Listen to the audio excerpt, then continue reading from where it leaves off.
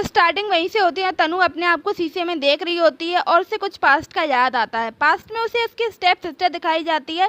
तनु की माँ जो थी वो तनु के फादर की दूसरी वाइफ थी, इसीलिए स्टेप सिस्टर उससे बहुत ज़्यादा चिढ़ती थी। इसका नाम है निया।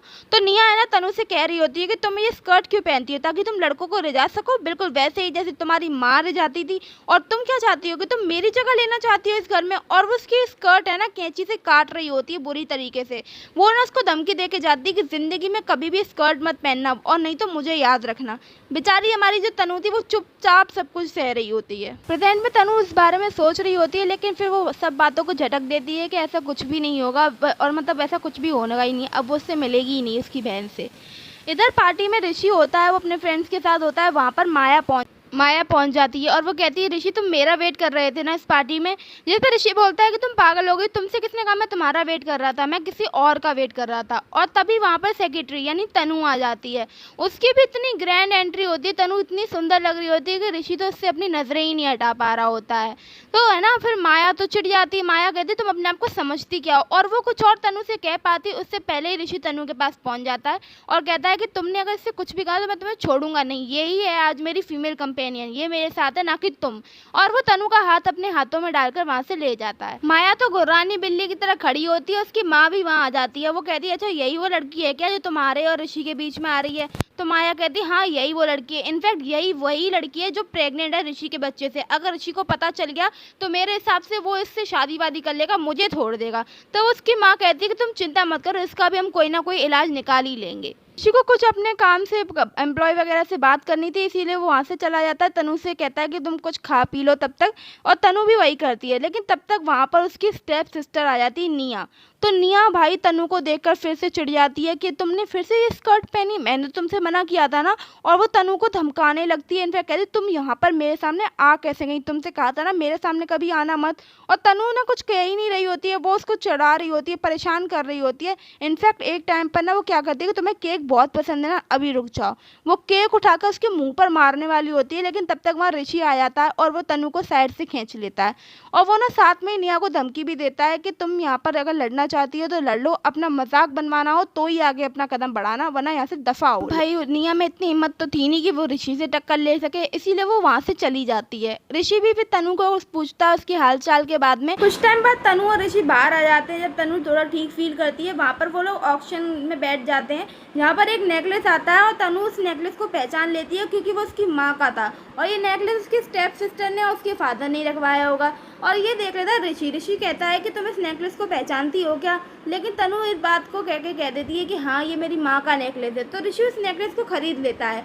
लेकिन माया ना वहाँ पर ये प्रिटेंड करती है अच्छा ऋषि तुम्हें पता था ये नेकलेस मुझे पसंद है, इसलिए तुमने ये मेरे लिए खरीदा है ना।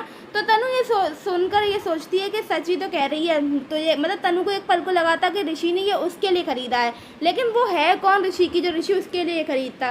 तो तनु की ना कहीं ना कहीं इसको अच्छा नहीं लग रहा था, वो मानना नहीं चाहती थी, पर वो ऋषि के लिए कुछ ना कुछ फील तो करने लगी। अब पार्टी खत्म होने के बाद तनु को सेक्रेटरी घर छोड़ने जाता है। जहाँ पर जब तनु जा रही होती है तो सेक्रेटरी कहता है कि रुको तुम्हारे लिए कुछ है, जिससे उसे वो दो देता है। एक तो केक का बॉक्स देता है और साथ में एक और देता है। जब तनु उसको खोलती है तो उसमें वही नेकलेस था जो ऋषि ने खरीदा था। तो तनु जब पूछती है कि अरे ये नेकलेस तो सर ने उसके मैम के लिए खरीदा था ना, तो सेक्रेटरी बोलता है कि अरे नहीं सर ने ये नेकलेस तुम्हारे लिए खरीदा था, वो तो माया मैम को एक्टिंग करने की आदत है इसीलिए वो बीच में कूद पड़ी जाने कहाँ से आकर, एक्चुअल में तो ये नेकलेस तुम्हारे लिए ही खरीदा था। खैर तनु तो खुश हो जाती है, उसकी माँ का नेकलेस उसे मिल जाता है और वो वापस अपने घर पे चली जाती है। अगले दिन जब तनु अपने ऑफिस में जाती है तो जितने भी एम्प्लॉय थे वो उसे घेर के खड़े होते हैं, क्योंकि तनु ने अपना मेकओवर कर लिया था। अब वो पुरानी सिंपल सी तनु ना बनकर स्टाइलिश तनु बन गई थी। तो सब उससे पूछ रहे होते अरे तनु तुम इतनी ब्यूटीफुल हो, हमें तो पता ही नहीं था, तुमने ऐसा क्या करवाया कि तुम इतनी सुंदर बन गई हो। जिस पर तनु कहती है अरे ऐसा भी कुछ नहीं है, तुम लोग भी करवा सकते हो। और वो उसे बताने लगती है कि कल क्या हुआ था। तभी वहाँ पर उसकी तनु के एक्स बॉयफ्रेंड थे ना, उसकी माँ वहाँ आ जाती है और वो तनु को बहुत बुरी सुनाने लगती है कि तुम जैसी दो कौड़ी की लड़की समझती क्या हो, तुमने मेरे बेटे को छोड़ा, अरे तुम जैसी लड़की को मेरे बेटे ने डेट किया यही बहुत बड़ी बात है। जिस पर तनु उनसे बोलती है कि इसमें मेरी गलती नहीं थी, वो मुझे पहले से चीट कर रहा था, इनफैक्ट मैंने उस पर कोई चीट भी नहीं किया, पर वो मेरी सुनने को ही तैयार नहीं था।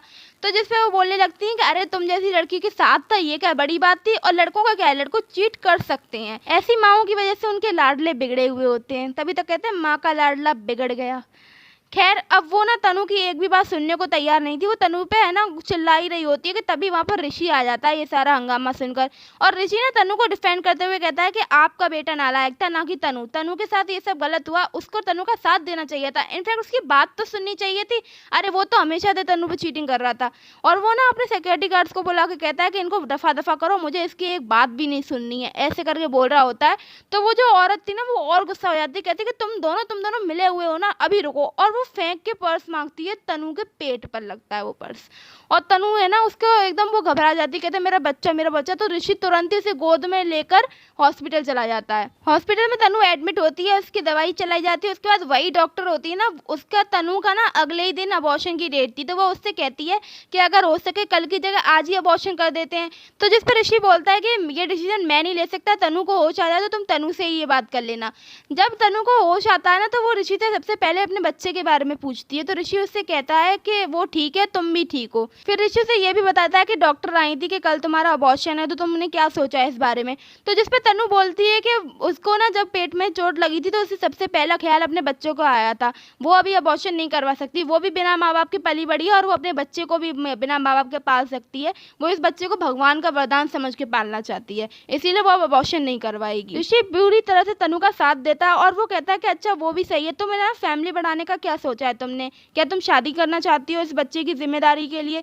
जिसमें वो बोलती है कि वो शादी तो करना चाहती है लेकिन बच्चे के लिए नहीं, अपने लिए और अपने बच्चे दोनों के लिए। वो नहीं चाहती कि वो इस बच्चे के लिए किसी से शादी करे।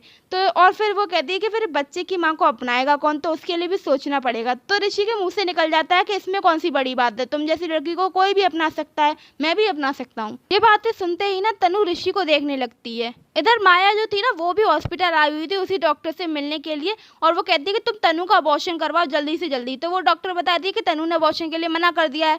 तो वो उस पर गुस्सा कर रही होती है कि तुमसे कुछ भी नहीं होगा। और यहाँ पर हमें एक नए कैरेक्टर की एंट्री दिखाई जाती है। दिखने में तो कोई खास लग नहीं रहा है, मुझे लग नहीं रहा कि ये कोई पॉजिटिव कैरेक्टर है। आई थिंक ये नेगेटिव कैरेक्टर है। अब ये कौन है क्या है वो हमें कल के एपिसोड में पता चलेगा। तो चैनल सब्सक्राइब कर लो, वीडियो लाइक कर लो। तब तक के लिए बाय, टाटा, टेक केयर।